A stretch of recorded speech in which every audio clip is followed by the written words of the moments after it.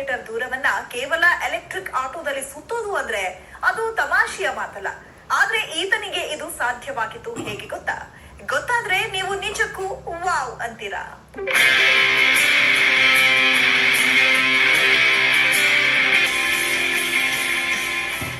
ನೋಡಿ, ಇಷ್ಟು ಸುಂದರವಾದ ನಮ್ಮ ಭಾರತೀಯ ಸಂಸ್ಕೃತಿಯನ್ನ ಅನುಭವಿಸೋದ್ರಲ್ಲಿ ಥ್ರಿಲ್ಲೇ ಬೇರೆ. ದೇಶ ಸುತ್ತಬೇಕು, ಕೋಶ ಓದ್ಬೇಕು ಅಂತಾರೆ. ಎಸ್, ಜೀವನದಲ್ಲಿ ಒಂದ್ಸರಿ ಆದ್ರೂ ಇಡೀ ದೇಶ ಸುತ್ತಿ ಎಲ್ಲ ವಿಶ್ವವನ್ನ ಅರ್ದು ಕುಡಿಬೇಕು ಅನ್ಸುತ್ತೆ. ಅದಕ್ಕೆ ನೀವು ಒಂದಷ್ಟು ಪ್ರಪಂಚ ಪರ್ಯಟನೆ ಮಾಡ್ಲೇಬೇಕು.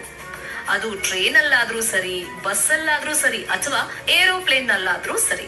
ಒಮ್ಮೊಮ್ಮೆ ಜೀವನ ಬೋರ್ ಅನ್ನಿಸ್ದಾಗ ನಡ್ಕೊಂಡಾದ್ರೂ ಸರಿ, ಹೇಗೋ ಒಂದ್ಸಲ ಈ ಪ್ರಪಂಚವನ್ನ ಸುತ್ತ ಬಿಡ್ಬೇಕು. ಆದ್ರೆ ಇಲ್ಲೊಬ್ಬ ವ್ಯಕ್ತಿ ಆಟೋ ಹತ್ಕೊಂಡು ಇಡೀ ದೇಶ ಸುತ್ತಿದಾನೆ ಗೊತ್ತಾ. ಅದು ಎಲೆಕ್ಟ್ರಿಕ್ ಆಟೋದಲ್ಲಿ. ಅಂದ್ರೆ ತಮಾಷೆನೆ ಅಲ್ಲ ಗುರು. ಎಸ್, ಇದೇ ನೋಡಿ, ಇಡೀ ನಮ್ಮ ಭಾರತದ ಮೂಲೆ ಮೂಲೆಗೂ ಹೋಗ್ತಾ ಇರೋ ಎಲೆಕ್ಟ್ರಿಕ್ ಆಟೋ. ಈಗ ಬನ್ನಿ ಈ ಆಟೋದ ಸಾರಥಿಯನ್ನ ಮೀಟ್ ಮಾಡಿ ಬರೋಣ.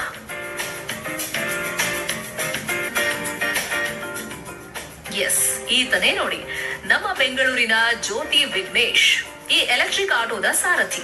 ಫ್ರೆಂಡ್ಸ್, ಪೆಟ್ರೋಲ್ ಡೀಸೆಲ್ ಆಟೋದಲ್ಲಿ ಇಡೀ ದೇಶ ಸುತ್ತೋದನ್ನ ಬೇಕಾದ್ರೂ ನಂಬಬಹುದು.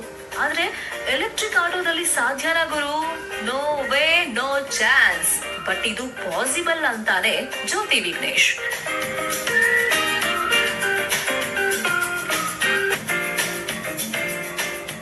ಬೆಂಗಳೂರಿಂದ ಹಿಡಿದು ಇಡೀ ಭಾರತದ ದರ್ಶನ ಮಾಡಿ ಬಂದಿದ್ದಾನೆ, ಅದು ಎಲೆಕ್ಟ್ರಿಕ್ ಆಟೋದಲ್ಲಿ ಗುರು. ವಾರೆ ವಾಹ್ ವಿಘ್ನೇಶ್.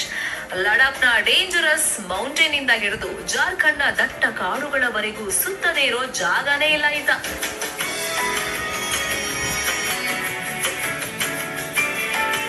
ಫ್ರೆಂಡ್ಸ್, ನಿಮ್ಗೆಲ್ಲ ಗೊತ್ತಿರೋ ಹಾಗೆ ಈ ಆಟೋದಲ್ಲಿ ಬ್ಯಾಟ್ರಿ ಫುಲ್ ಇರೋವರೆಗೂ ಇಂತಿಷ್ಟೇ ಕಿಲೋಮೀಟರ್ ವರೆಗೂ ಇದು ಓಡುತ್ತೆ. ನಂತರ ಇದನ್ನ ಮತ್ತೆ ಚಾರ್ಜ್ ಮಾಡೋಕೆ ಪವರ್ ಕೂಡ ಅಗತ್ಯ.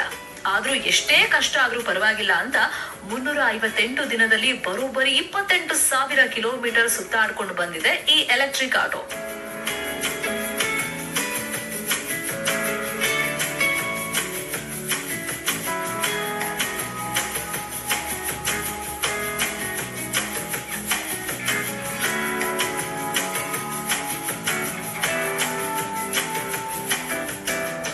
ಇಷ್ಟಕ್ಕೂ ಈತ ಯಾಕೆ ಎಲೆಕ್ಟ್ರಿಕ್ ಆಟೋದಲ್ಲಿ ಇಡೀ ದೇಶ ಸುತ್ತಾ ಇದ್ದಾನೆ ಅಂತ ಒಂದ್ಸಲ ಅನ್ಸುತ್ತಲ್ವಾ.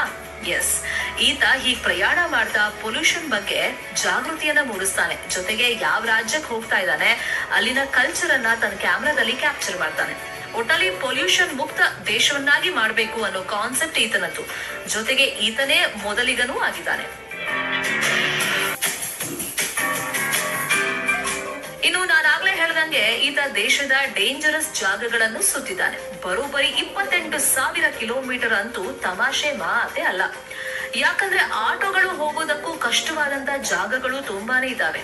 ಅಂತ ಸ್ಥಳಗಳಲ್ಲೂ ಕೂಡ ಈ ಆಟೋವನ್ನ ನುಗ್ಗಿಸ್ಕೊಂಡು ಹೋಗಿದ್ದಾನೆ ಈ Vignesh. For example, north East ನಲ್ಲಿ ಬಂತ ಬಂಬ್ಲಾ ಪಾಸ್. ಇದು ಬರೋಬ್ಬರಿ 15,300 ಅಡಿ ಎತ್ತರ ಇದೆ. ಜೊತೆಗೆ ಲಡಾಖ್ನ ಕಾರ್ದುಂಗ್ಲಾ, ಇದು ಸುಮಾರು 17,800 ಅಡಿ ಎತ್ತರ ಇದೆ. ಇಂಥ ಜಾಗಕ್ಕೆ ಎಲೆಕ್ಟ್ರಿಕ್ ಆಟೋದಲ್ಲಿ ಹೋದಂತ ಮೊದಲಿಗ ಈ ವಿಘ್ನೇಶ್ ಆಗಿದ್ದಾನೆ. ಅರೆ ವಿಘ್ನೇಶ್, ನಿನ್ನ ಆಟೋಗೆ 1 ಮೀಟ್ರು, ಆದ್ರೆ ನಿನಗೆ ನಿಜಕ್ಕೂ ಡಬಲ್ ಮೀಟ್ರೇ ಬಿಡುಗರು.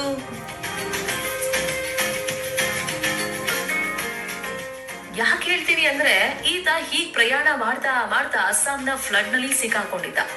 ಜೊತೆಗೆ ಒಡಿಶಾ, ಬೆಂಗಾಲ್ ಕಡೆ ಹೋದಾಗ ಆಟೋವನ್ನ ಬೋಟ್ ನಲ್ಲಿ ಸಾಗಿಸಿದ್ದ.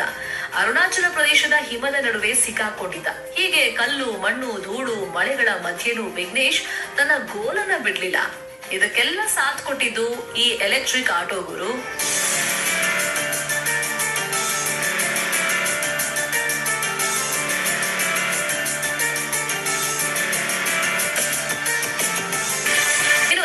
ಆಟೋ ಅಂದಾಗ ಅಲ್ಲಿ ಮೇನ್ ಆಗಿ ಚಾಲೆಂಜ್ ಅನ್ಸೋದು ಪವರ್ ಬ್ಯಾಕಪ್. ಈ ಒಂದು ಸಿಚುವೇಶನ್ ಅಲ್ಲಂತೂ ವಿಘ್ನೇಶ್ಗೆ ತುಂಬಾ ಕಷ್ಟ ಅಂತ ಅನ್ಸಿದೆ. ಮತ್ತಿನ್ನೇನ್ರಿ, ಪೆಟ್ರೋಲ್ ಖಾಲಿ ಆದ್ರೆ, ಟೈರ್ ಪಂಚರ್ ಆದ್ರೆ ಹತ್ರದಲ್ಲಿರುವಂತ ಜಾಗಕ್ಕೆ ಹೋಗೋಕೆ ಹೆಣಗಾಡ್ತೀವಿ. ಅಂತದ್ರಲ್ಲಿ 1000 ಕಿಲೋಮೀಟರ್ ದೂರ ಪ್ರಯಾಣಿಸ್ತಾ ಮಧ್ಯದಲ್ಲಿ ಪವರ್ ಖಾಲಿ ಆದ್ರೆ ಎಂತವ್ರಿಗಾದ್ರೂ ಕೈ ಕಾಲ ಆಡಲ್ಲ. ಬಟ್ ವಿಘ್ನೇಶ್ ಆ ವಿಷಯದಲ್ಲಿ ಹಂಗಲ್ಲ. ಈತ ಹೋಗಿದ್ ಕಡೆ ಪವರ್ ಪಾಯಿಂಟ್ ಸಿಕ್ಕಿದ್ರೆ ಸಾಕು, ಅಲ್ಲಿ ಚಾರ್ಜ್ ಹಾಕೊಂಡು ಬ್ಯಾಟ್ರಿ ಫುಲ್ ಆಗೋ ಗ್ಯಾಪ್ ನಲ್ಲಿ ಒಂದ್ ನೆಮ್ಮದಿ ನಿದ್ದೆನೂ ಮಾಡ್ಬಿಡ್ತಿದ್ದ.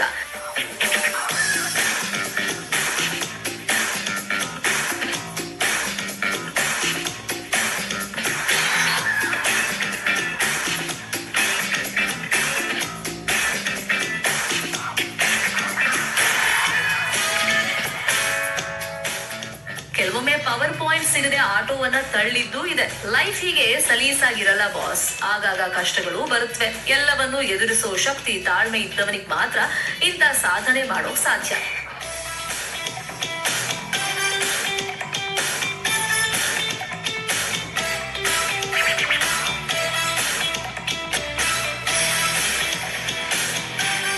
ಕೆಲವೊಮ್ಮೆ ವಿಘ್ನೇಶ್ ಹೋದ್ ಕಡೆ ನನ್ನಂತ ಒಳ್ಳೆ ಜನಗಳು ಸಿಕ್ಕಿದ್ದಾರೆ ಫ್ರೆಂಡ್ಸ್. ಅವ್ರು ಮಾಡಿರೋ ಹೆಲ್ಪ್ ಅನ್ನು ವಿಘ್ನೇಶ್ ಮರೆಯೋದಿಲ್ಲ. ಹೋಗುವಾಗ ಸಿಗೋ ಜನರನ್ನೆಲ್ಲ ಮಾತಾಡ್ಸ, ಅಲ್ಲಿನ ಕಲ್ಚರ್ ಅನ್ನ ತನ್ನ ಕ್ಯಾಮ್ರಾದಲ್ಲಿ ಕ್ಯಾಪ್ಚರ್ ಮಾಡ್ತಾ ತನ್ನ ಜರ್ನಿಯನ್ನ ಕಲರ್ಫುಲ್ ಆಗಿ ಕ್ರಿಯೇಟ್ ಮಾಡ್ಕೊಂಡಿದ್ದಾನೆ ವಿಘ್ನೇಶ್.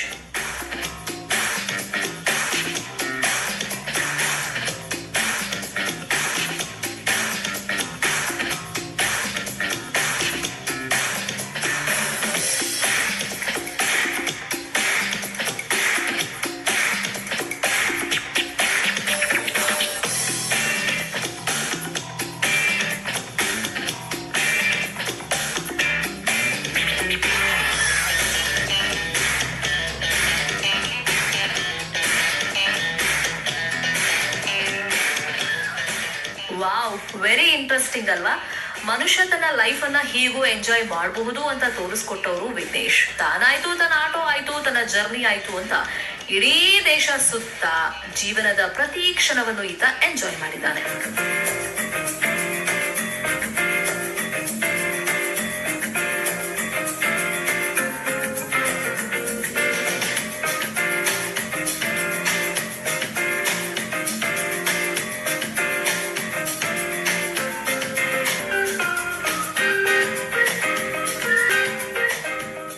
ಫ್ರೆಂಡ್ಸ್, ಈಗ ನಿಮ್ಮ ಲೈಫ್ ಸ್ಟೈಲ್ ನಿಮ್ಗೆ ಬೋರ್ ಅನ್ಸಿದ್ರೆ ಒಂದ್ಸರಿ ವಿಘ್ನೇಶ್ ಹಾಗೆ ಪ್ರಪಂಚವನ್ನ ಸುತ್ತಿ, ಅದ್ರ ಮಜ್ಜಾನೇ ಬೇರೆ.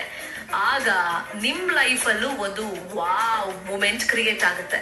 Let's start the journey and say just like A wow.